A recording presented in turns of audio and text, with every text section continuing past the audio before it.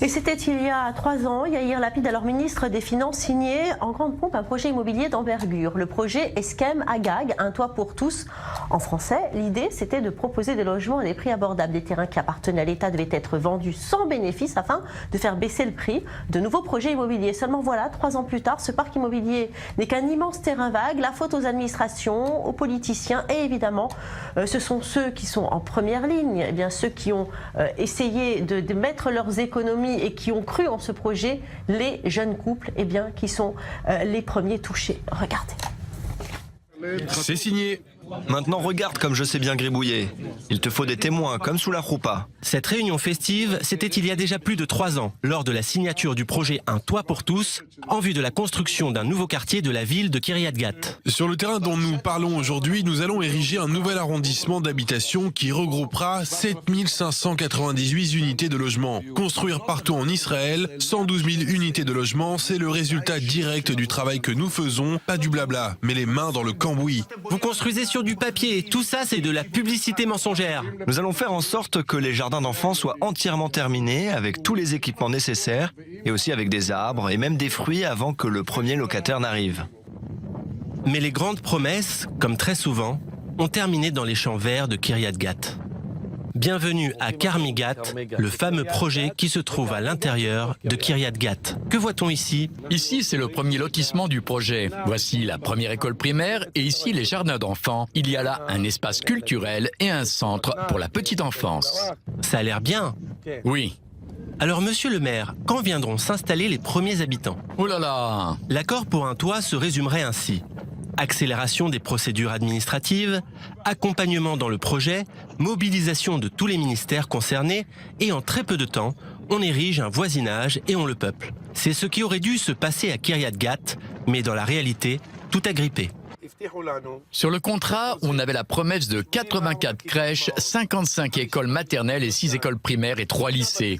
Aujourd'hui, depuis 3 ans que nous travaillons ici, tout ce qui dépend du gouvernement ne verra pas le jour. Des 7000 appartements qui devaient être construits ici, seuls 1000 ont pu être réalisés. Mais ils n'ont même pas reçu d'autorisation. Même les sites du programme de Moshe Kahlon, qui consistait à vendre à des jeunes couples des appartements, sont coincés par la bureaucratie. Combien d'appartements aurait-on dû voir ici? Si je me souviens bien de ce qui avait été convenu au démarrage, on parlait de 1500 appartements. Pourtant, sur le terrain, il n'y a pas grand-chose. Malheureusement, si ce n'était que ça, même quand nous parvenons à avancer sur les autorisations avec la mairie, au final, chaque fois, ils nous rejettent. Sur cet immense terrain, une construction devait débuter depuis 1 an déjà. L'argent pour bâtir cette infrastructure était aussi une promesse de Un toit pour tous. Mais les autorisations sont bloquées, le projet chancelle et sans infrastructure, pas d'appartement. La mairie nous envoie tout le temps balader. Chaque fois des discussions, chaque fois des changements sur les jardins, sur les écoles. Pourtant, je ne viens pas pour argumenter avec la mairie. En fin de compte, on est coincé, on ne peut ni avancer et encore moins construire. Une situation plus grave encore. Ce n'est pas seulement l'entrepreneur qui est coincé, mais aussi des centaines d'acheteurs. Des familles qui ont placé une partie de leur argent dans des fonds d'investissement pour un terrain qui demeure encore vide. Nous avons acheté un appartement de 5 pièces, environ 100 000 euros. C'est de l'argent qui dort, qu'on ne peut utiliser pour rien d'autre. Et les crédits auxquels tu souscris au bout du compte, tu payes l'équivalent d'un loyer d'appartement.